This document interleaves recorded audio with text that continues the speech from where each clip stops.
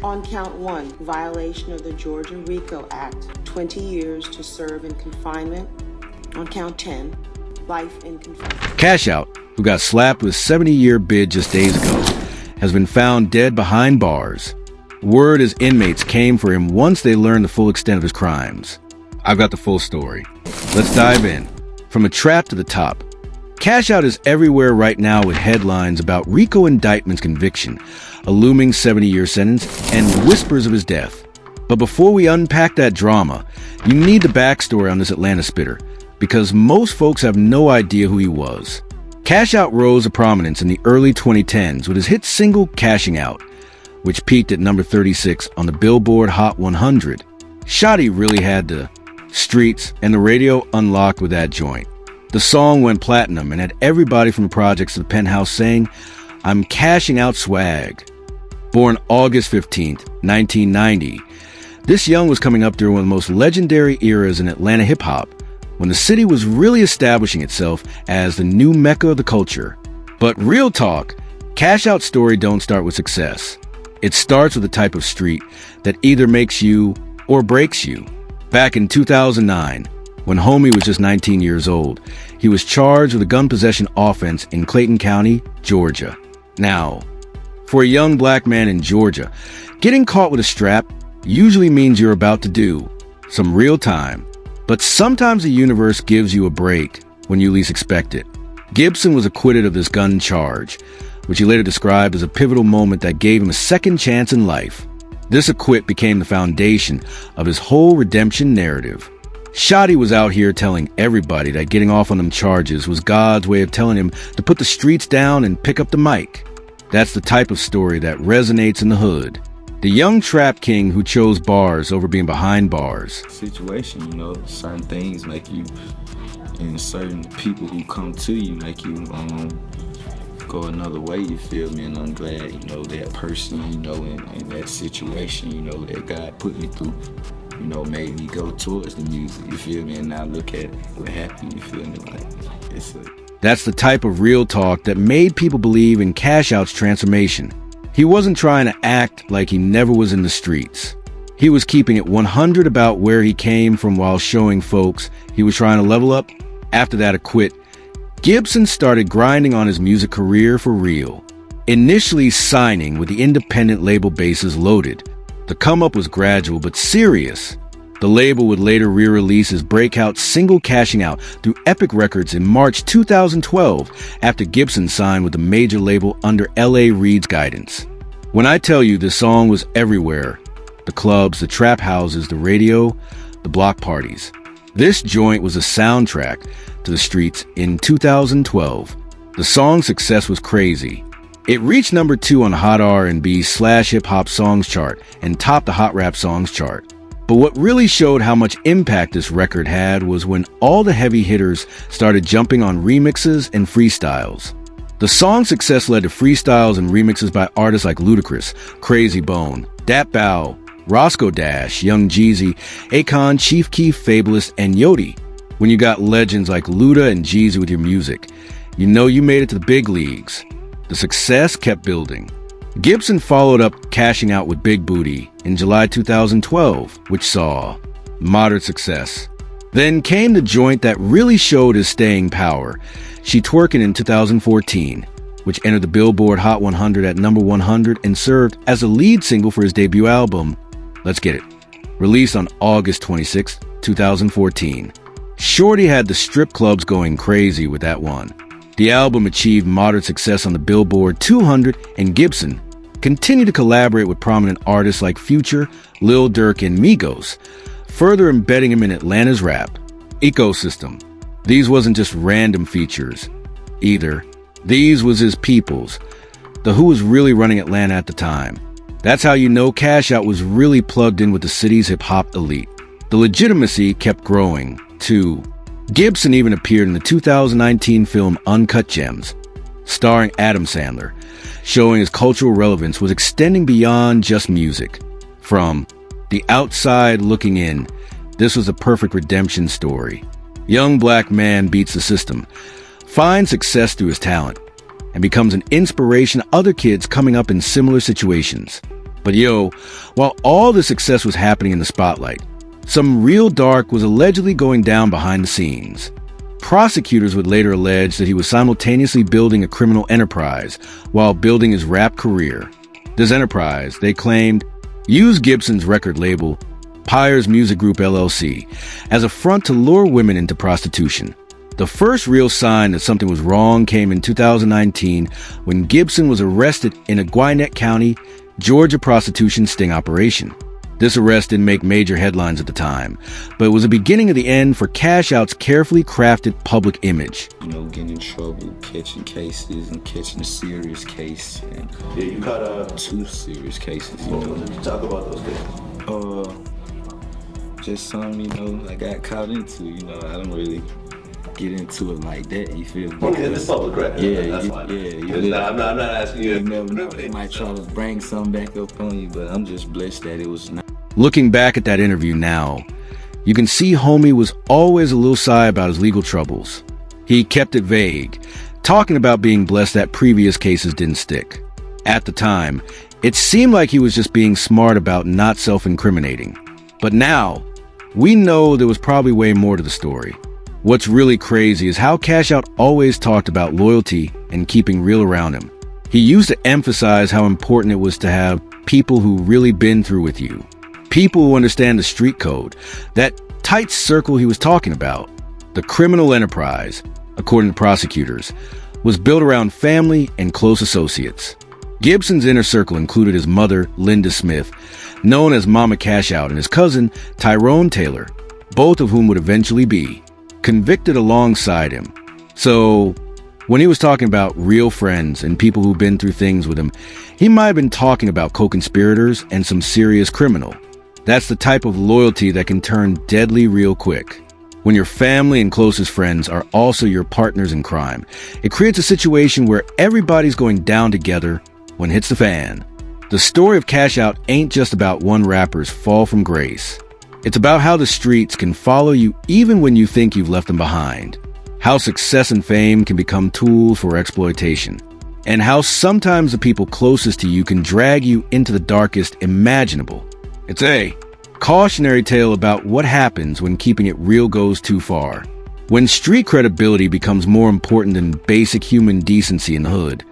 We always talk about getting out, making it, and never forgetting where you came from.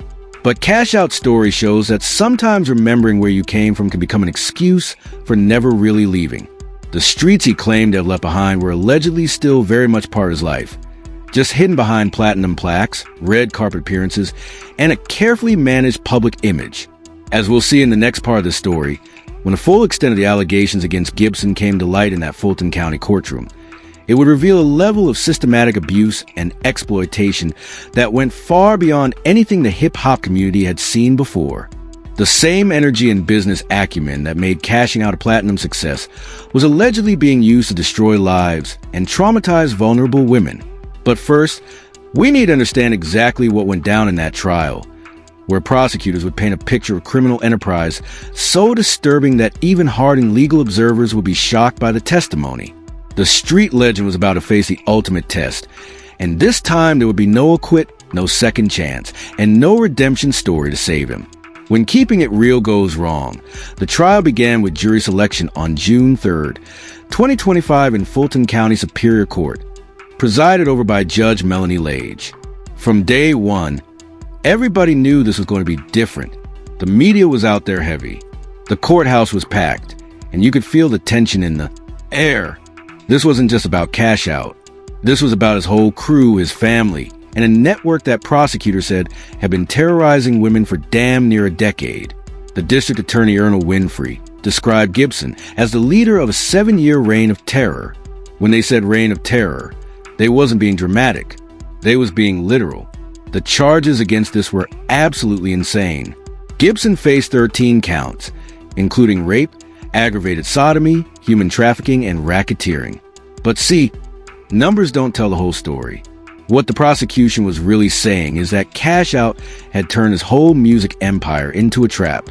A trap, not the kind where you're selling work, but the kind where you're trapping human beings and forcing them into sexual slavery.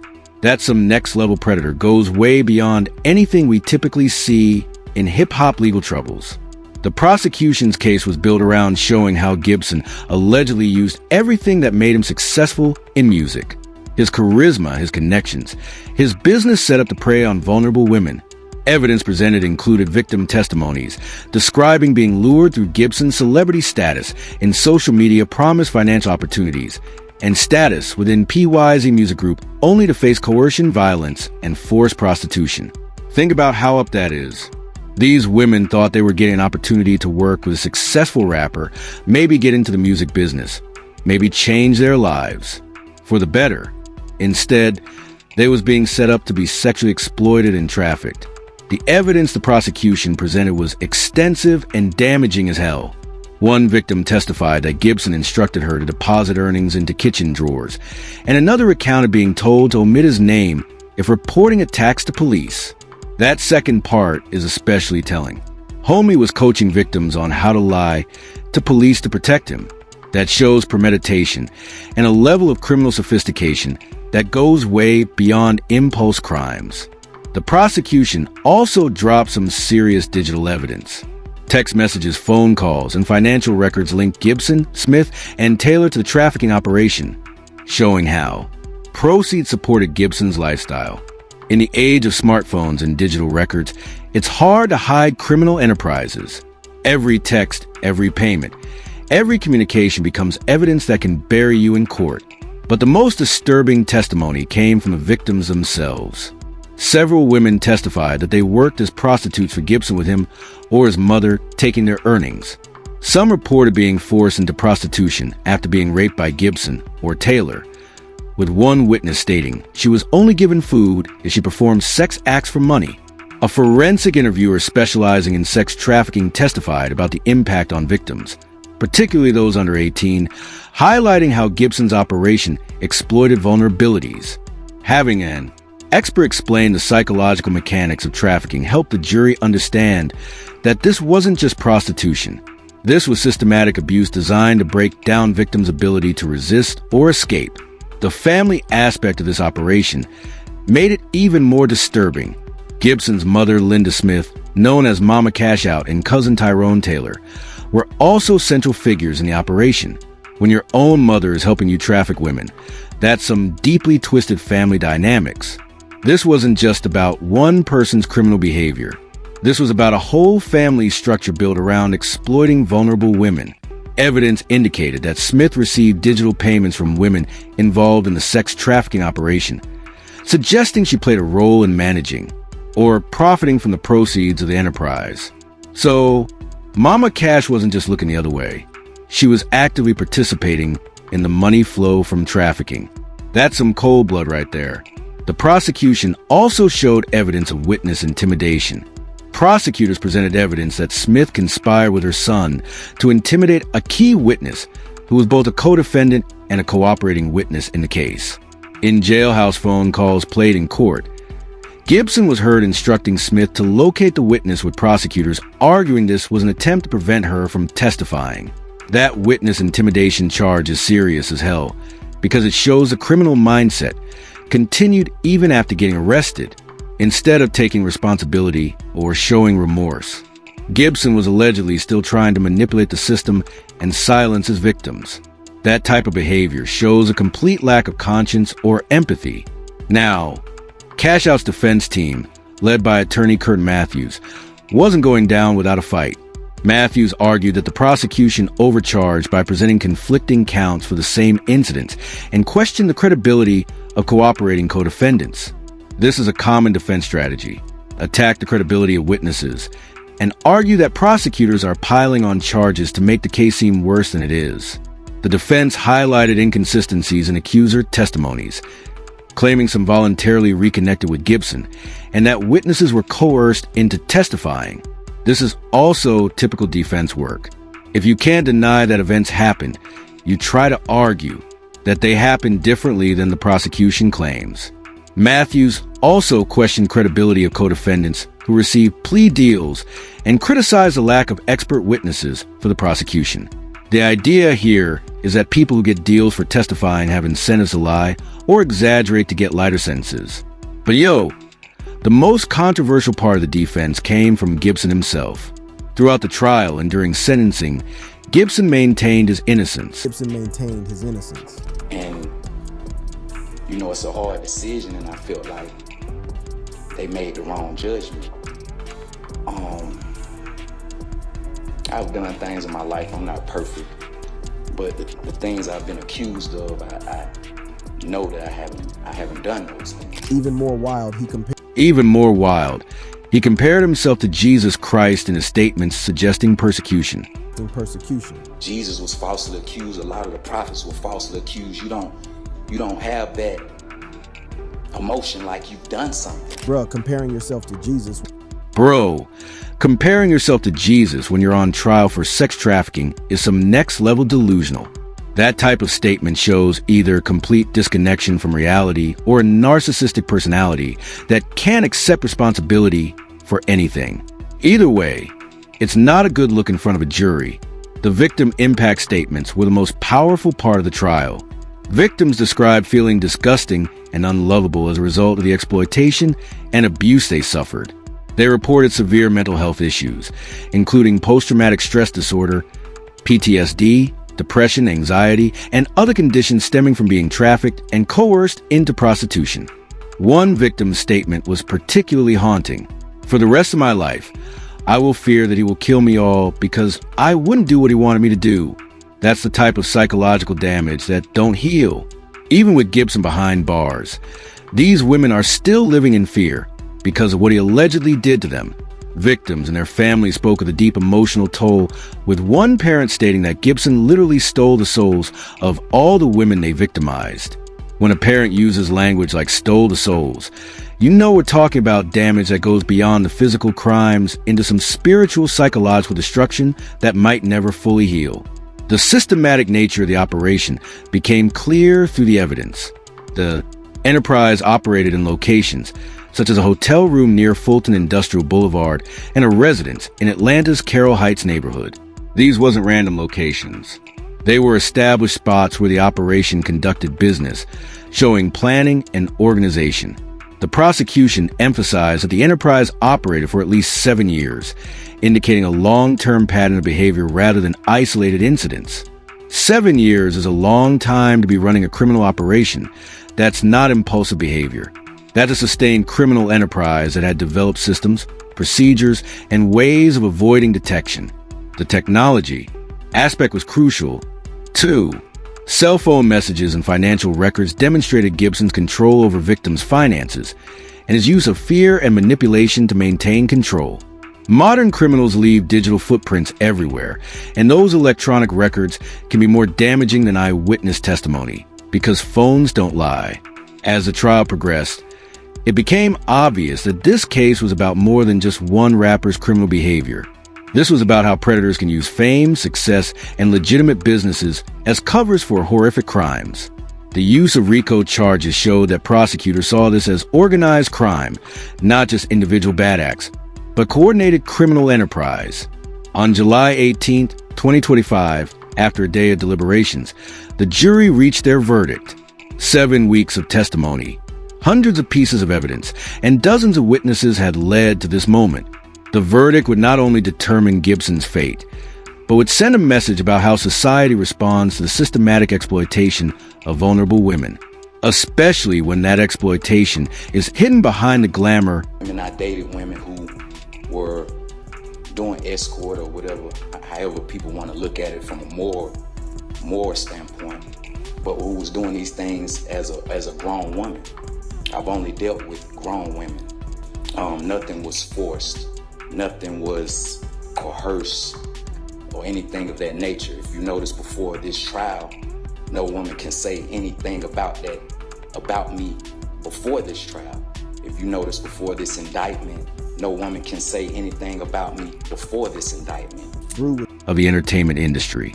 When that jury foreman stood up to read the verdict, everybody in that courtroom knew they was about to hear something that would change lives forever.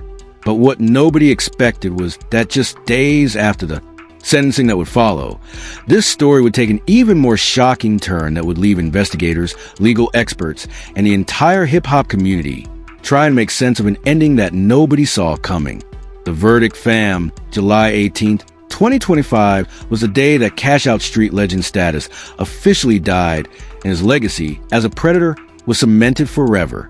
After 7 weeks of some of the most disturbing testimony ever heard in a Fulton County courtroom, the jury convicted Gibson on 12 counts, including RICO violations, rape, aggravated sodomy, and 2 counts of sex trafficking. The verdict was comprehensive and devastating. This Nick cooked on almost every charge they brought against him. Gibson was found guilty of violation of the Racketeer Influenced and Corrupt Organizations Act, RICO, rape, aggravated sodomy, 2 counts of trafficking a person for sexual servitude, battery, possession of firearm during the commission of felony, pimping, pandering, keeping a place of prostitution, willful obstruction of a law enforcement officer, and possession of prohibited items by an inmate. The only charges he beat were a handful of lesser counts. But with everything else sticking, those acquittendents got hit hard, too. Linda Smith was convicted on 1 count of trafficking and RICO charges, though she was acquitted on another trafficking count and a prostitution charge. Mama Cash might have dodged some bullets, but she was still looking at serious time. Tyrone Taylor was found guilty on all counts except pimping, including rape, aggravated sodomy, and RICO violations. Cousin Tyrone was about to find out that family loyalty can be expensive as hell. 3 days later, July 21st, 2025, the sentencing hearing started, and that's when it got really emotional.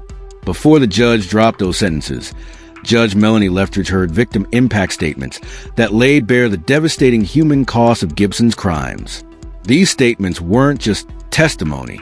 They were raw, unfiltered truth about what happens when predators destroy lives. One survivor's words cut deep. For the rest of my life, I will fear that he will kill me, all because I wouldn't do what he wanted me to do. That's the type of psychological damage that haunts somebody forever. Even with this up, she's still living in terror because of what he did to her. That's not just a crime. That's terrorism against vulnerable women. Another family member dropped one of the most powerful statements in the whole case. They literally stole the souls of all the women they victimized. Pray for the victims, and I pray for them and will continue to pray. Because God says, if you love me, you love others. Stealing souls.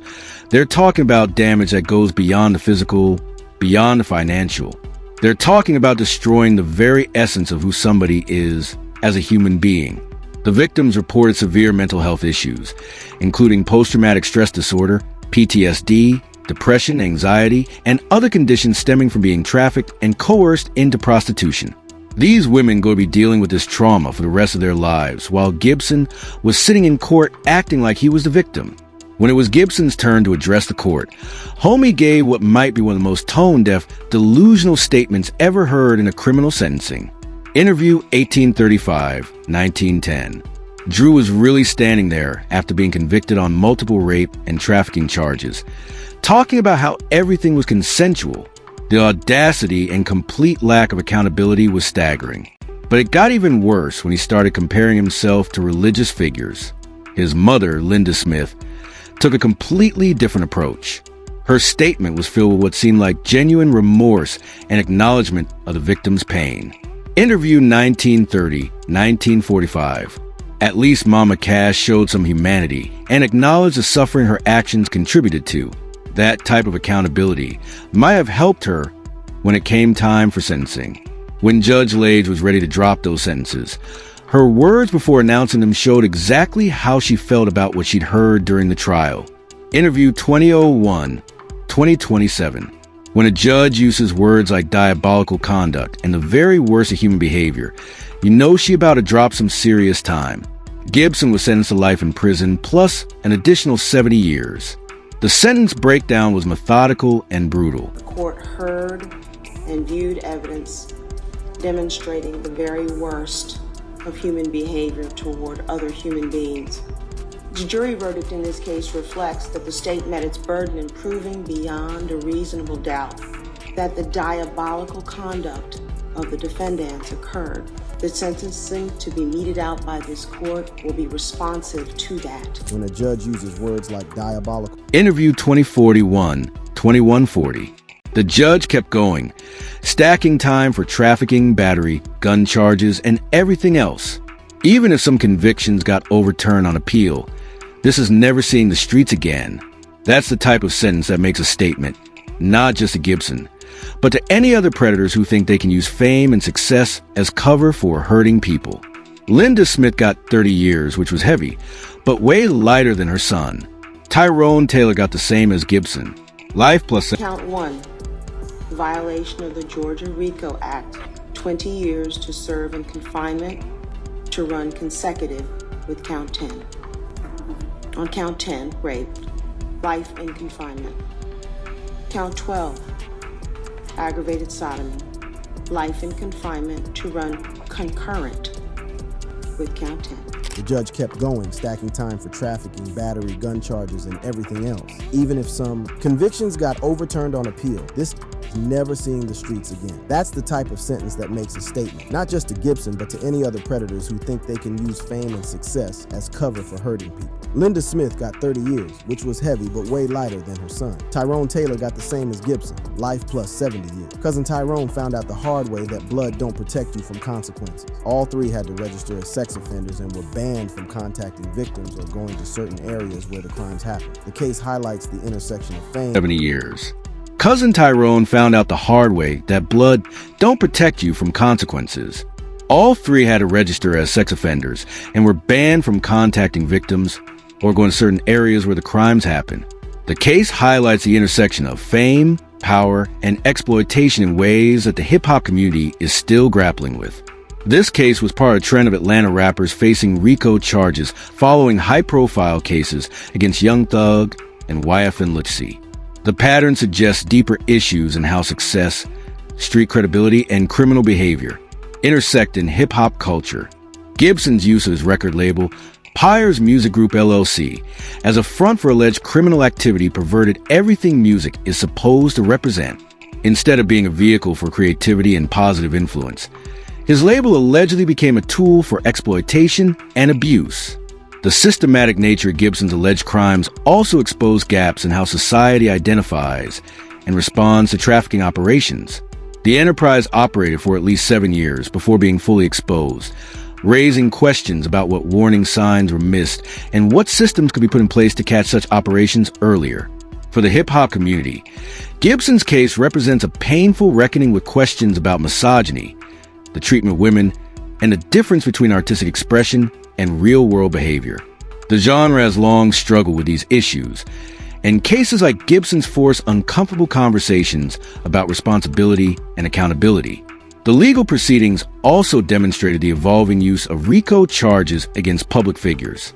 Fulton County District Attorney Fani Willis's office has pursued several high-profile RICO cases against Atlanta rappers, showing a strategic approach to targeting what prosecutors see as organized criminal enterprises. But beyond all the legal and cultural implications, this story is ultimately about the victims, the women whose lives were allegedly destroyed by Gibson's criminal enterprise. Their courage in coming forward, testifying, and seeking justice despite the trauma they endured is what made this case possible. Gibson's story serves as a cautionary tale about second chances, street credibility, and the seductive power of fame. His 2009 acquit was supposed to be his turning point, but if the prosecution's case was accurate, that redemption story was always a lie. It raises difficult questions about how we evaluate claims of change and transformation. Found this information exciting and unbelievable? Be sure to check out other similar and amazing videos on the screen. Thanks again for watching. I'll see you in the next video.